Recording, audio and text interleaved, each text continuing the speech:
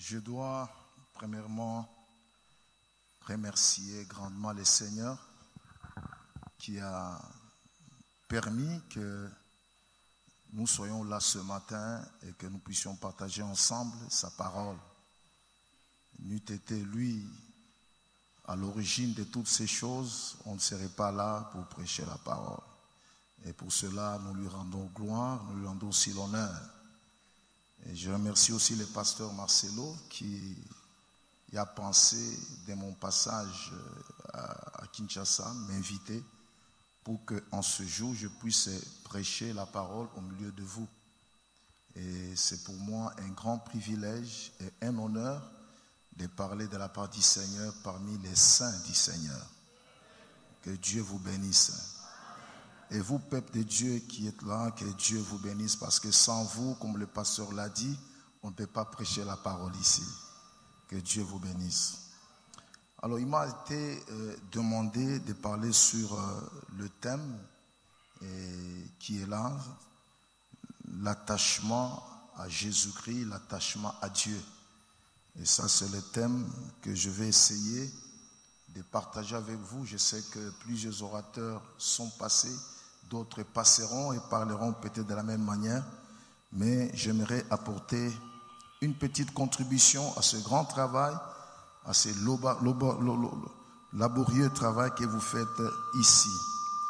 Et notre texte de base, au travers duquel je vais puiser ma prédication, mon enseignement de ce matin, se trouve dans Ruth chapitre 1, à partir du verset 1er jusqu'au verset 18, et puis nous sauterons, nous lirons le verset 22. Et si vous voulez bien, à la maison, vous pourrez aller lire le chapitre 4 tout entier pour compléter ce que je vais annoncer ici. Sinon, nous risquons d'avoir beaucoup de temps pour la lecture. Donc, Ruth chapitre 1er, verset 1er jusqu'au verset 18, et puis nous sauterons, nous lirons le verset 22.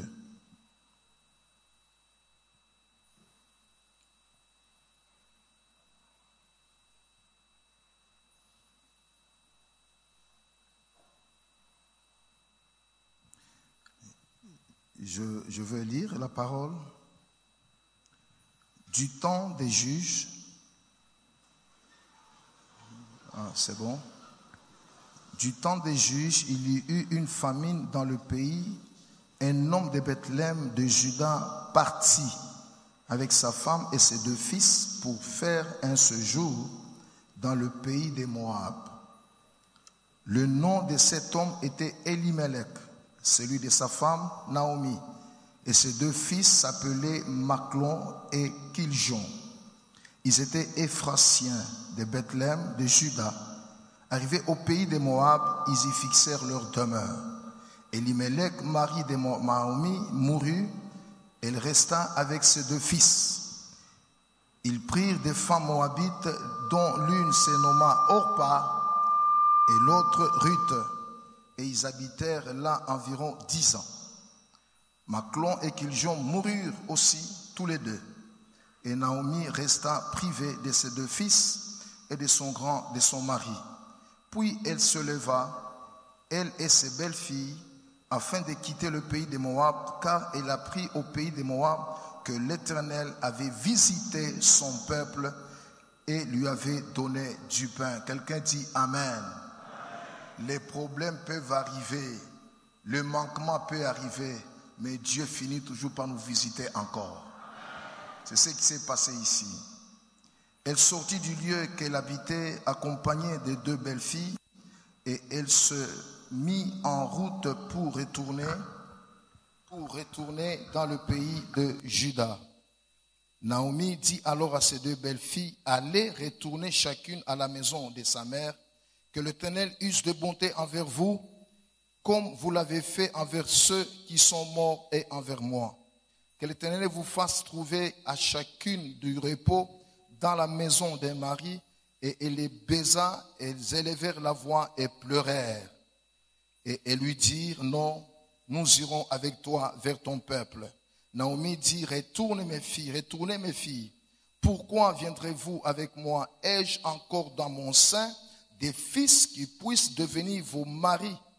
retournez mes filles, allez, je suis trop vieille pour me remarier, et quand je dirai j'ai de l'espérance, quand cette nuit même je serai avec un mari et que j'enfanterai des fils, attendriez-vous pour cela qu'ils eussent grandi? Refuseriez-vous pour cela de vous marier? Non, mes filles, car à cause de vous, je suis dans une grande affliction de ce que la main de l'Éternel s'est étendue contre moi. Et elles élevèrent la voix et pleurèrent encore. Orpa baisa sa belle-mère, mais Ruth s'attacha à elle. Est-ce que tu peux répéter après moi? Ruth s'attacha à elle. Naomi dit à Ruth, voici ta belle-sœur est retournée vers son père, son peuple, vers ses dieux.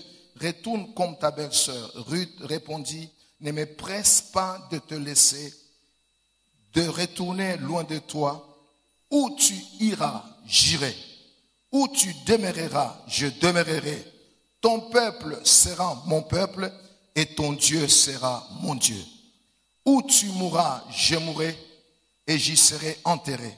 Que l'Éternel me traite dans toute sa rigueur si autre chose que la mort vient à me séparer de toi. Le verset 18 dit ceci, Naomi, la voyant décidée à aller avec elle, cessa ses instances. En d'autres termes, Naomi la voya attachée à elle, la laissa, cessa ses instances. Et le verset 22 nous dit ainsi, revers du pays des Moab, Naomi et sa belle-fille, Ruth la Moabite, elles arrivèrent à Bethléem au commencement de la moisson des orges. Que Dieu bénisse sa parole.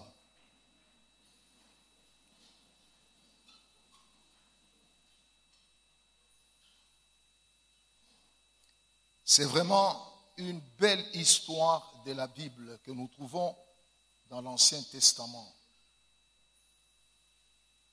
Et les Juifs aimaient beaucoup ce livre. Même au jour de la fête des moissons, ils réalisaient ce livre pour que les gens puissent connaître qui était Ruth et comment les choses se sont passées dans sa vie. Nous avons une famille installée à Bethléem. Le mari Elimelech, la femme Naomi et les deux enfants Maclon et Kiljon. Et quand la famine va s'abattre sur le pays, ils vont décider de quitter le pays et d'aller vivre ailleurs. Et ils vont choisir Moab comme lieu de leur refuge pour aller chercher du pain de l'autre côté.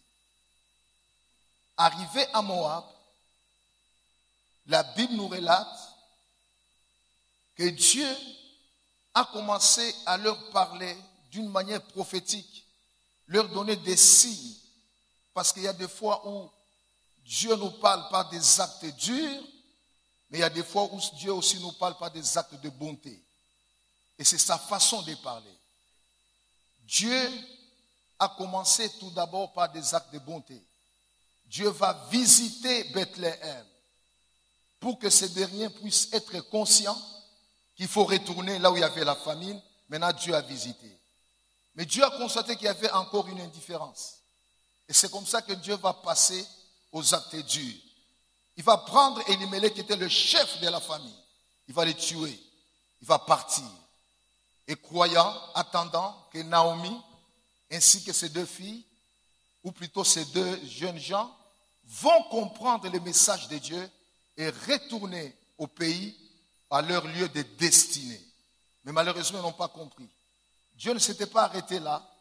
Il va encore prendre l'un des enfants, croyant toujours que Naomi va comprendre avec l'autre enfant et retourner à Bethléem. Mais malheureusement, ils n'ont pas compris, jusqu'à ce que presque toute la famille avait disparu. Et il est resté seulement la veuve là, Naomi, seule dans sa maison. Et comme ses enfants s'étaient déjà mariés à des Moabites, l'aîné a pris pour femme Orpa, le second a pris pour femme Ruth. Et comme elles étaient là, Naomi va les appeler pour leur dire, voilà, nous sommes restés ensemble, vous m'avez fait du bien, vous avez fait du bien à mes enfants. Maintenant, je n'ai plus d'enfants, je n'ai même pas de mari. Je vous conseillerais de retourner chacune d'entre vous dans sa propre famille. Parce que je n'ai rien à faire avec vous ici. Et là, nous voyons Orpa, qui a fait semblant de résister, finit par emballer ses affaires, fermer ses valises et retourner dans sa famille. Tandis que Ruth va prendre la décision de ne pas quitter cette vieille femme. Et n'avait rien qu'elle pouvait espérer avoir. Elle était vieille. Elle n'avait aucune richesse. Mais cette dame, cette jeune femme de Ruth, va prendre la décision de rester avec Naomi, sa belle-mère. Et c'est comme ça que Ruth va entreprendre le voyage avec sa belle-mère pour aller dans un pays qu'on ne connaissait pas, aller adorer un Dieu qu'on ne connaissait pas et prendre même la décision d'appartenir à un peuple qu'on ne connaissait pas. Et c'est pourquoi nous disons c'est vraiment un bon texte, une jolie histoire qui nous parle suffisamment de l'attachement à Dieu. Tu peux dire Amen. Le mot Ruth, le nom de Ruth veut dire amitié ou attachement. C'est ça le nom de Ruth. Amitié ou attachement. Et vous allez voir que ce principe qui est le thème de l'Église de ce moment, ce principe est un grand principe biblique de grande importance. Dieu travaille beaucoup avec les principes et l'attachement en est un grand principe de la Bible. C'est un principe fondamental duquel découlent beaucoup de bénédictions dont nous avons toujours besoin. Et quand nous sommes attachés à ce grand Dieu, il y a beaucoup de choses que nous recevons de la part de Dieu, tout simplement parce que nous nous sommes attachés à ce grand Dieu.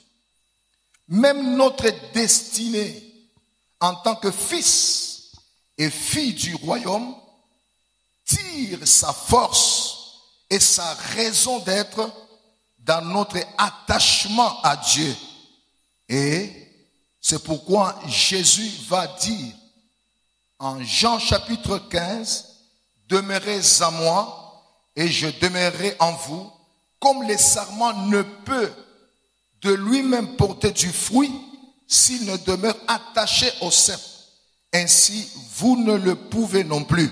Si vous demeurez en moi, en d'autres termes, si vous êtes attaché à moi, je suis le cep, vous êtes le sarment, celui qui demeure en moi et en qui je demeure porte beaucoup de fruits, car sans moi, vous ne pouvez rien faire. » Ça, c'est la parole de Jésus-Christ. Donc, l'attachement à Christ, à Dieu, est un principe fondamental à ne jamais négliger. Revenons maintenant à notre texte dont nous avons lu. Pour bien comprendre ce principe, nous allons transposer son application sur notre texte de base qui nous parle de Ruth. Et nous avons quelques observations très pertinentes à partager tout au long de cet enseignement. La première observation que j'aimerais partager avec vous, c'est sur le nom de Ruth, qui veut dire attachement, comme je l'ai dit, ou amitié. La plupart des noms dans la Bible n'étaient pas donnés au hasard. Souvent, les noms dévoilent les caractères ou la destinée de la personne qui le porte. Le nom de Ruth veut dire attachement ou amitié. Les disciples, à un certain moment, ils sont passés du niveau des serviteurs pour entrer dans le niveau d'amis. Jésus a dit, je ne vous appelle plus serviteurs, mais je vous appelle amis. Ce n'est pas au début du ministère que Jésus a prononcé cette phrase. C'est quand tu l'as vu que ces gens ont marché avec lui et ils sont restés attachés à lui. C'est alors qu'ils sont passés du statut de serviteurs au statut d'amis. Amen. Et les disciples ont passé du statut. C'est parce qu'ils avaient la communion avec Christ. Ils sont passés du statut de serviteurs au statut d'amis. Selon qu'il est écrit, je ne vous appelle plus serviteurs parce que le serviteur ne sait pas ce que fait son maître, mais je vous ai appelé amis parce qu'ils étaient attachés sincèrement à leur maître. J'aimerais vous dire, peuple de Dieu, mieux vaut pour vous d'être attachés à ce grand Dieu. Soyez attachés à ce grand Dieu. Quels que soient les moments difficiles par lesquels vous passez, quel que soit le temps que prend la réponse à vos prières, quelles que soient les épreuves par lesquelles vous passez, le plus grand secret de la vie chrétienne, c'est l'attachement à ce grand Dieu. Et si vous êtes attaché, Dieu fera le reste. Que Dieu vous bénisse. Et Jésus va paraphraser dans Jean chapitre 6, lorsqu'il a parlé aux disciples des paroles très dures. Si vous ne me mangez pas, vous n'aurez pas la vie éternelle. Dès ce moment, plusieurs de ses disciples se retirèrent et ils n'allaient plus avec lui. Ils sont détachés de Christ. Jésus donc dit aux 12, et vous, ne voulez-vous pas aussi vous en aller? Simon-Pierre va dire au Seigneur, où irions-nous, Seigneur? Car chez toi, il y a les paroles de la vie éternelle. C'est-à-dire, cet homme, il était attaché, le 12 était attaché au Seigneur. J'aimerais vous donner un autre exemple avant d'évoluer. C'est l'exemple d'Abraham, qui est le père de la foi. Il est aussi passé du statut d'un serviteur appelé par Dieu au statut de l'ami de Dieu. C'est ce que Jacques chapitre 2 verset 23 nous révèle. Et le plus grand secret de la foi d'Abraham, c'est son attachement à Dieu et son amitié sans réserve avec Dieu. C'est pourquoi sa vie a été marquée par 4 séparations pour prouver qu'il était vraiment attaché à Dieu. La première séparation, Dieu lui a dit, quitte ta patrie et pars où je te montrerai. Il s'est séparé de sa patrie, il s'est séparé de son père, il s'est séparé de sa famille, sans savoir où il allait avec Dieu. Et là, il a prouvé que Seigneur, j'accepte d'être attaché à toi. Ce n'était pas suffisant. Dieu encore vient lui demander de se séparer d'Agar et d'Ismaël. Et Abraham n'a pas hésité. Il s'est séparé d'Agar, il s'est séparé d'Ismaël et il a continué sa marche dans la foi avec le Seigneur. Ce n'était pas fini. À un certain moment, Dieu va lui demander d'une manière prophétique de se séparer de l'autre. Et il va se séparer de son neveu l'autre. Et l'autre va rester quelque part. Il va aller quelque part. Mais lui va choisir de rester là où il était avec Dieu. Et lorsqu'il s'est séparé avec Dieu, c'est juste après le départ de l'autre que Dieu vient dire à Abraham, lève tes yeux, regarde au nord, regarde à l'ouest, regarde au sud. Toute cette contrée ici, je te la donne. Parce que Abraham a accepté de se séparer avec tout ce qui l'est lié, tout ce qui l'a embrouillé. Et la toute dernière séparation que Abraham a dû prouver devant la face de Dieu qu'il était attaché à lui, c'est sous le mot Moridja. Lorsque Dieu lui a dit, donne-moi ton fils, ton unique fils, celui que tu aimes tant. Abraham, là encore, il n'a pas hésité. Il est monté à la montagne pour aller offrir son fils Isaac en sacrifice. Et c'est là la sommité de sa foi. C'était là l'apogée même de son amitié avec Dieu. Et quand Dieu a vu ces choses-là, Dieu a répété les mêmes promesses qu'il lui avait données au chapitre 12 de Genèse, au chapitre 15 de Genèse, et Dieu a repris les mêmes promesses, mais cette fois-ci en y ajoutant un serment, en disant je le jure. Pour arriver à faire jurer Dieu dans ta vie, tu dois prouver que réellement tu es attaché à lui. Et Dieu pourra jurer sur toi. Que Dieu vous bénisse. Que Dieu vous bénisse. Et les Juifs ont nommé l'opération de Mont Moridja. Ils ont résumé ça en un seul mot. Ils ont appelé ça en hébreu attachement. C'est là que Abraham a prouvé que réellement il préférait Dieu que son propre fils. Il a accepté de livrer son fils plutôt que de décevoir Dieu. Et c'est comme ça que cet homme de Dieu fut appelé dans la Bible ami de Dieu. C'est parce qu'il était attaché à Dieu. Est-ce que tu peux applaudir le Seigneur très fort?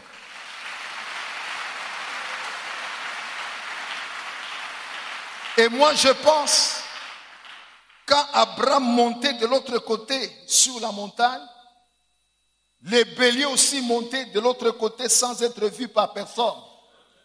Plus ils montaient, plus les béliers aussi montaient. Si Abraham s'était arrêté, le bélier aussi allait s'arrêter là-bas. Mais puisqu'il a compris, il faut que j'accomplisse la volonté de Dieu. Il faut que je montre que je suis attaché à Dieu. Il est monté et miraculeusement, les béliers étaient là-bas.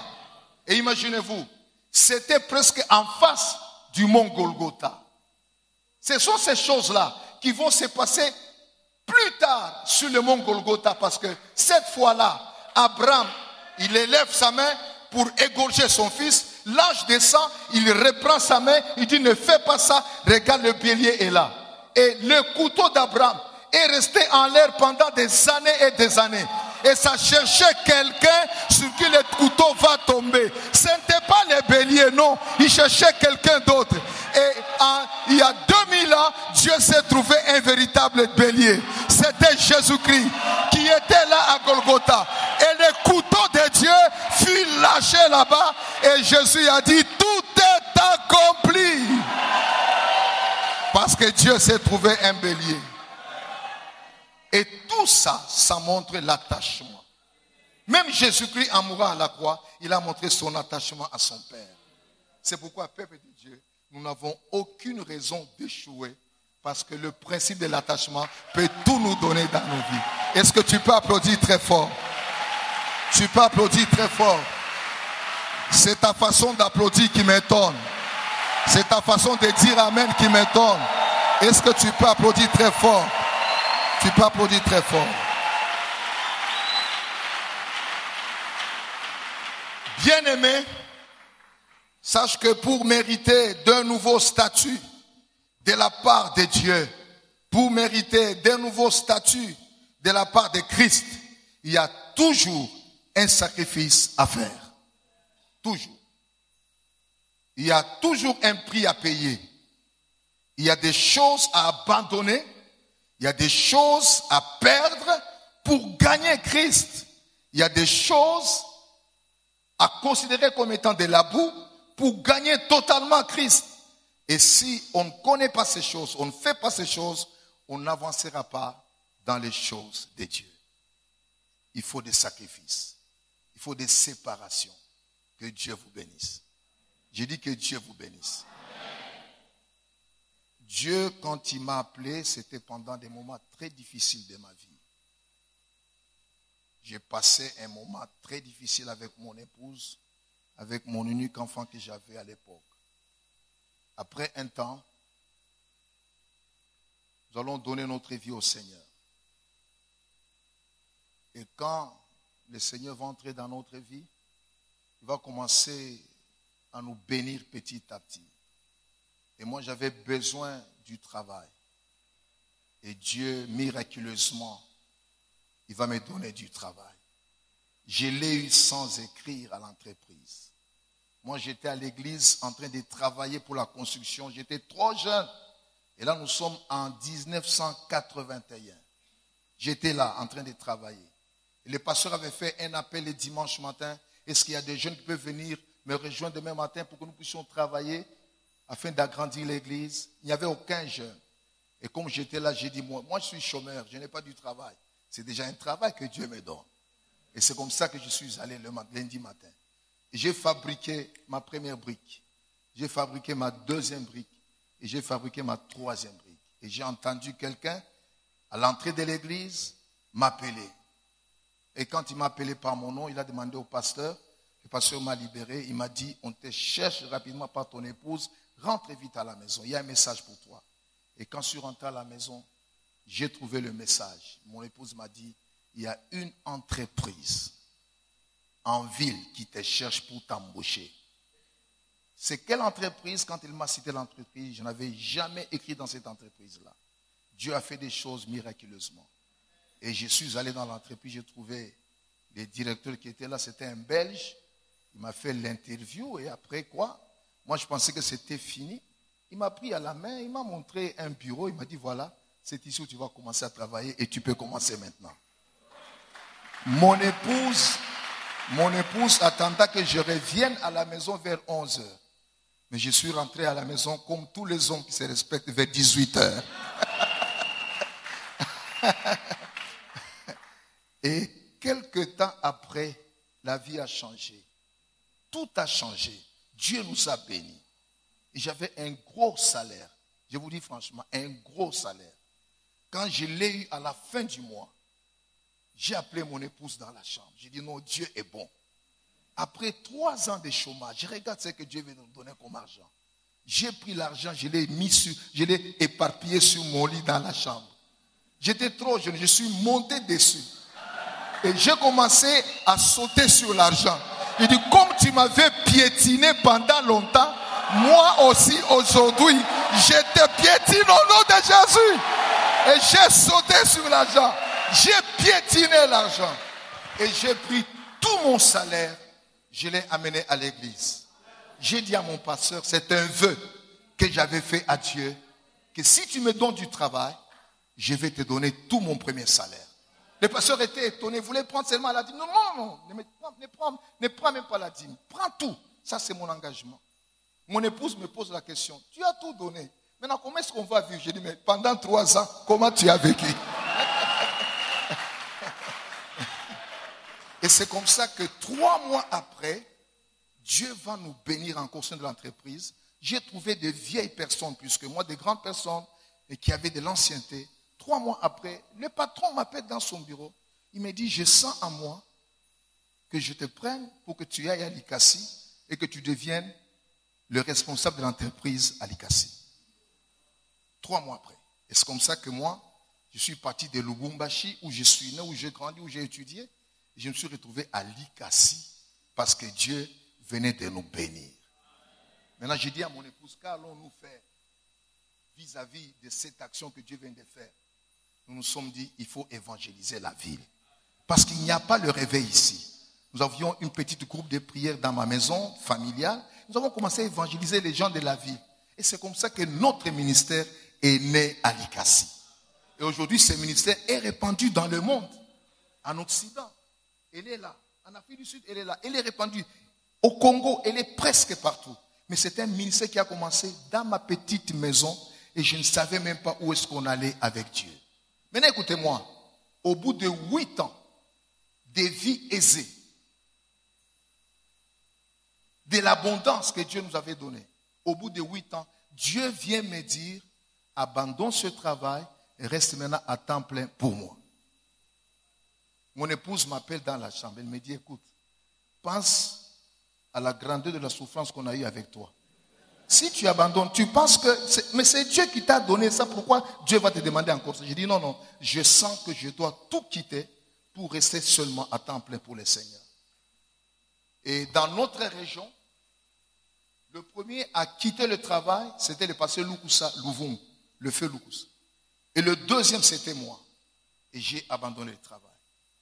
Et nous sommes là en 1987. C'est l'année de naissance de Narcisse. Et je comprends pourquoi Narcisse sert Dieu, parce que c'était prophétique que j'abandonne le travail et que je reste servir Dieu pour que lui aussi soit serviteur de Dieu. Et c'est comme ça que Dieu a fait ces choses-là. Et là, j'ai montré aussi à Dieu, je suis plus attaché à toi qu'à autre chose. Et Dieu a commencé à nous bénir. Et jusqu'aujourd'hui, il n'y a rien que je fais, mais seulement je prêche la parole et Dieu pourvoit tous nos besoins. Dieu bénit toute la famille et nous avançons dans la foi. Parce qu'il faut être attaché à ce grand Dieu. Est-ce qu'on peut applaudir le Seigneur? Jésus a dit, celui qui conservera sa vie la perdra. Et celui qui la perdra à cause de moi, il la retrouvera. Alors, j'ai la deuxième observation. Ce sont les conditions défavorables de Ruth. Tous les paramètres négatifs étaient réunis pour qu'on ne parle plus d'elle aujourd'hui. Tous les paramètres. 1. Elle était restée veuve. 2. Elle était étrangère à la nation sainte. Donc, elle était moabite. 3. Dans la Bible, elle est la dernière sur la liste de la famille de Naomi. Si vous lisez le chapitre 1, on est en train de nous détailler l'équipe qui était partie et qui est restée là-bas. Ruth, elle est la dernière sur la liste. Alléluia. La dernière sur la liste. Et si vous lisez au chapitre 4 ou au chapitre 2, quand elle est partie avec sa belle-mère à Bethléem, là encore, elle va se placer toujours derrière les moissonneurs. C'est comme si pour elle, il fallait occuper seulement la dernière place. Mais ce qui m'étonne, c'est comme si elle connaissait le principe qui dit les derniers seront les premiers et les premiers seront les derniers. Elle était là et Dieu a fait d'elle la première sur la liste. Et cette dame, elle avait tous les paramètres négatifs pour qu'on ne puisse pas parler d'elle au sein des Écritures saintes. Sa belle-mère Naomi n'avait plus rien que Ruth pouvait bénéficier d'elle. Pas de mari, pas d'enfant, plus et en plus avancé en âge.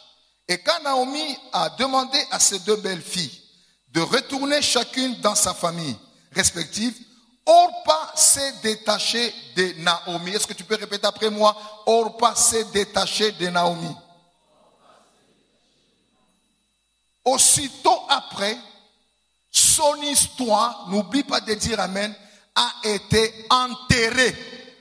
C'est fini. On ne parle plus de Orpa dans la Bible. C'est fini. Parce qu'elle s'est détachée de sa destinée. Mais tandis que Ruth, elle a pris la décision de rester attachée à Naomi. C'est pourquoi la Bible nous présente sa beste phrase historique qui dévoile son attachement à Dieu. Naomi dit à Ruth, voici ta belle-sœur est retournée vers son peuple et vers ses dieux. Retourne comme ta belle-sœur. Ruth répondit, ne me presse pas de retourner, de partir. Je vais demeurer là où tu iras, j'irai. Là où tu demeureras, je demeurerai. Ton peuple sera mon peuple. Ton Dieu sera mon Dieu. Où tu mourras, je mourrai et j'y serai enterré. Que l'Éternel me traite dans toute sa rigueur si autre chose que la mort vient à me séparer de toi. Naomi, la voyant décidée à aller, avec elle, cessa ses instances. Donc elle a préféré rester attachée au Dieu vivant d'Israël que de retourner à l'idolâtrie, au Dieu moabite sans vie. Elle a décidé de rester attachée à Dieu. Et Dieu, quand il a constaté ça, on pouvait dire qu'elle avait raison d'être ce jour-là, de prendre ces décisions-là. J'aimerais aussi te dire, tu as raison d'être là ce matin. J'ai dit que tu as raison d'être là ce matin. Tu dois être béni parce que tu es là ce matin. D'autres ne sont pas là, mais toi tu es là. À cause de ton attachement, Dieu te bénisse. Alors nous allons voir rapidement avant de terminer les avantages de son attachement au Dieu de Ruth. Premier avantage, c'est la distinction. Dis très fort, la distinction. De toutes ces personnes citées au début de l'histoire, il n'y en a eu aucune dont un seul livre de la Bible porte son nom. Que ça soit Elimelech, que ça soit Naomi, que ça soit Niclon, que ça soit Maclon, que ça soit Orpa, aucune de ces personnes, il n'y a aucun livre de la Bible a pris son nom. Sauf Ruth, la Moabite, l'étrangère. Dieu l'a honoré en donnant un nom à un livre de la Bible. Donc tu ne peux pas lire la Bible sans lire Ruth dans sa vie. Parce que Dieu lui a donné une grande distinction. Elle était la dernière sur la liste. Elle était veuve, elle était moabite. Mais un seul principe a fait basculer toutes choses dans sa vie. C'est son attachement au Dieu de Naomi. Que Dieu soit loué. Que Dieu soit béni. Elle n'a rien enseigné dans la Bible. Elle n'a même pas dit beaucoup de choses dans la Bible. Mais sa vie, c'est tout un enseignement. Sa vie, c'est tout un enseignement. Son parcours, c'est tout un enseignement. Et aujourd'hui, on en parle. Que Dieu te distingue. J'ai dit que Dieu te distingue. J'ai dit que Dieu te distingue. Qui te distingue dans ta famille. Qui te distingue dans ton quartier. Qui te distingue dans ton travail. Qui te distingue dans cette église. Dans cette ville de Kinshasa. Que tu sois distingué au nom de Jésus-Christ. Et la distinction peut arriver seulement si tu es attaché à ce grand Dieu. Amen. Elle est la seule à distinguer. Et pourtant, tous les paramètres défavorables étaient réunis pour qu'elle ne puisse pas distinguer. Mais la voilà. C'est d'elle qu'on parle aujourd'hui et c'est elle qui deviendra plus tard la femme de Boaz. Que Dieu soit béni. Je dis que Dieu soit béni. Ma prière ce matin est que cette année soit pour toi une année de grande distinction. Ah, c'est ton amen qui m'étonne. C'est ton amen qui m'étonne. Je dis que cette année soit une année de grande situation. Que Dieu vous distingue dans la construction que vous voulez commencer ici au nom de Jésus-Christ. Que Dieu vous distingue. Le Dieu de la Bible, c'est un Dieu de distinction. Nous ne serons pas la même chose. Nous n'aurons pas les mêmes niveaux. Dieu va nous distinguer parce que nous lui appartenons. Et lorsqu'on est attaché à lui, Dieu va donner la plus grande distinction dans ta famille. Tu peux être la dernière dans ta famille. Ton frère aîné a échoué dans sa vie. Ta soeur a échoué dans ta vie. Ta grande soeur a échoué dans ta vie. Et quand tu les regardes, eux qui t'ont précédé, tu te dis peut-être moi aussi, je vais emboîter le même pas. Toi, tu n'emboîteras pas le même pas. Toi, tu vas distinguer. Parce que la différence, toi, tu es attaché à ce grand Dieu. Et comme tu es attaché à ce grand Dieu, reçois la distinction au nom de Jésus-Christ. Au nom de Jésus. Ça, c'est le premier avantage. Deuxième avantage de son attachement. Elle est arrivée avec sa belle-mère à Bethléem au temps de la moisson. À quel temps? Au temps de la moisson. Là où les autres sarclaient la terre, elle n'y était pas. Là où les autres travaillaient la terre, elle n'y était pas. Là où les autres transpiraient pour cultiver la terre, il n'y était pas. Là où les autres semaient du blé, de l'orge, elle n'y était pas. Mais Dieu a permis à point nommé qu'elle puisse arriver à Bethléem au temps de la moisson. Oh, j'aimerais te dire, tu moissonneras là où tu n'as pas semé au nom de Jésus-Christ.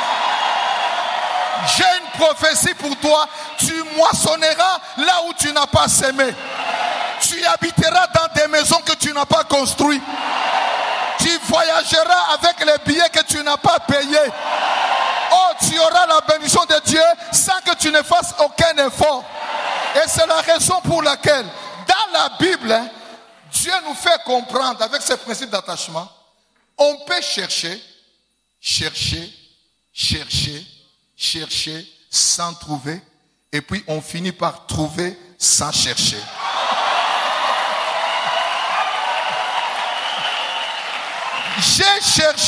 J'avais cherché du travail dans mon jeune âge, je n'ai pas trouvé. Et finalement, j'ai trouvé du travail sans chercher le travail. Que Dieu te donne sans chercher. Que Dieu te donne sans chercher. Alléluia, alléluia.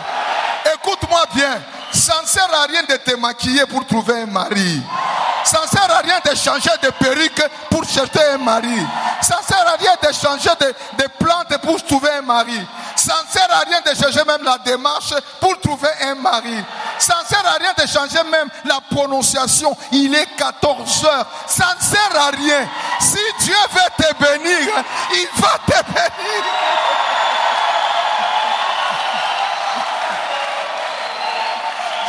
Sans changer de perruque, sans maquillage, tu seras assis chez toi le matin. Tu ne t'es même pas encore lavé au visage.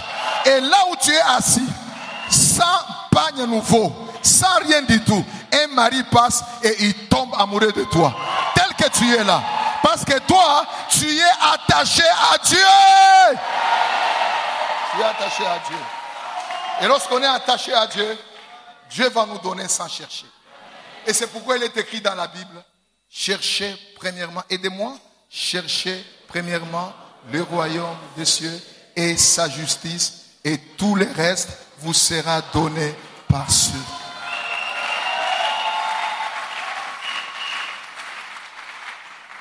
Le royaume des cieux ici, en grec, ça veut dire basileia. Basileia. Basileia, ça veut dire le domaine royal dans lequel le roi vit. Le domaine royal dans lequel le roi vit. Alors, ne te contente pas d'entrer seulement les domaines alors que tu n'as aucune relation avec le roi. Il faut tout d'abord gagner le roi pour que tu aies accès au domaine royal. C'est ce que ça veut dire, chercher premièrement le royaume des cieux et tout le reste vous sera donné par sur quoi. Est-ce que tu peux applaudir le Seigneur très fort?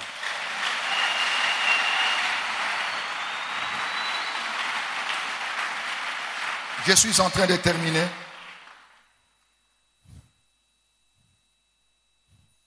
Cette année, Dieu va te surprendre. Tu vas moissonner là où tu n'as pas semé. C'est ce qui va t'arriver cette année. C'est vraiment prophétique pour toi. Si tu le crois, dis j'y crois. C'est ça la bénédiction de l'attachement.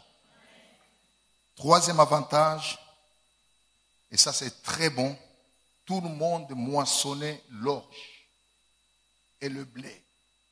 L'orge est semblable aussi au blé. Mais elle, quand elle est entrée dans le champ, elle s'est mise à moissonner comme tout le monde. Maintenant, curieusement, elle a moissonné l'orge et finalement, il va moissonner plus que l'orge. Plus que l'orge. Écoute, si tu entres quelque part et que tu trouves d'autres personnes en train de travailler, toi aussi travaille. Ne te retire pas. Mets-toi dans la danse comme tout le monde. Elle s'est mise dans la danse comme tout le monde. Mais elle était derrière les moissonneurs. Elle glanait, elle travaillait. Et on moissonnait de l'orge, du blé, du riz. C'est ce qu'on moissonnait. Mais curieusement, à la fin de la moisson, cette femme, Dieu va lui permettre de moissonner quelque chose de très grand. Dans son panier, il n'y avait pas que l'orge. Il n'y avait pas que le lait. Même le propriétaire des champs, Boaz, est tombé dans son panier. Alléluia. L'homme le plus riche du village, il est tombé dans son panier. Et quand Ruth rentrait chez Naomi, son panier pesait lourd que les paniers des autres personnes. Parce qu'au-dedans de son panier là, il y avait aussi les propriétaires du champ. Que Dieu te donne plus que tout le monde au nom de Jésus-Christ. Au nom de Jésus-Christ. Maintenant, écoutez-moi bien, quand nous venons à l'église, nous cherchons que Dieu nous bénisse, vrai ou faux? Nous cherchons que Dieu nous donne des solutions. Ça, c'est l'orge, ça, c'est le blé, ça, c'est le riz. Ce sont les bénédictions de la terre. Mais il faut moissonner le propriétaire du champ. Et le propriétaire du champ, c'est Jésus, Fils de Dieu. C'est Jésus, Fils de Dieu. C'est lui le propriétaire du champ. Si vous l'avez, lui, vous avez toutes choses. Dites Amen. Je termine par ça. Écoutez. Suivez-moi ici. Quand vous écrivez comme ça, c'est quoi? C'est quel chiffre? C'est quel chiffre? Maintenant, après ces chiffres-là, je mets encore comme ça, c'est quel chiffre? Et puis je mets encore comme ça, c'est quel chiffre? Et puis je fais ça. Comment vous appelez ce chiffre? Malgré le nombre de zéros, comment vous l'appelez? C'est toujours un, n'est-ce pas? Maintenant, changeons les choses. Si j'écris comme ça, c'est quoi? Si j'écris comme ça, et ça, et puis ça. Bon, maintenant, entre le premier chiffre et le deuxième chiffre, qui est le plus grand chiffre? Quel est le plus grand chiffre? Pardon? Le dernier. Et pourtant, ce sont les mêmes chiffres qui sont dedans. On les a tout simplement inversés. C'est ce qui arrive. Maintenant, je vous donne un exemple. Je vous donne un exemple. Il n'y a pas de panier vide ici. Il n'y a pas de panier vide, panier d'offrande vide. Qu'on m'amène ça rapidement. Pasteur Marcelo, tu m'excuses, tu peux t'approcher. Voilà. 2 paniers, s'il vous plaît. Pasteur, tenez ça là-bas. Et moi, je tiens ça. Suivez. Ici, il y a $1000. Mais là-bas, il y a $1. Et on vous pose la question, voulez-vous prendre où? Dans quel panier? Dites-moi sincèrement, vous irez où? Pasteur, Banaukatal? N'est-ce pas que vous aimez votre pasteur, non? Lui aussi, il vous aime. Il y a $1 là-bas. Moi, l'étranger, les visiteurs, vous m'avez vu seulement aujourd'hui, j'ai 1000. Vous irez où? Avec cette crise ici, vous irez où? Pasteur, il faut faire attention. Hein? Pourquoi? Parce qu'ici, il y a plus d'argent. N'est-ce pas ça? Merci, pasteur. Maintenant, je vous explique ça. Le premier zéro qu'on a vu sur le premier chiffre, c'est ça votre travail. c'est 0. Parce que le numéro 1 qui est Jésus-Christ, il est en dernière place. Le deuxième 0, ce sont vos études. C'est 0. Parce que le numéro 1 à qui vous devez être attaché est en dernière place. Le troisième 0, ce sont vos projets. C'est 0. Parce que le numéro 1 qui est Jésus-Christ est en dernière place.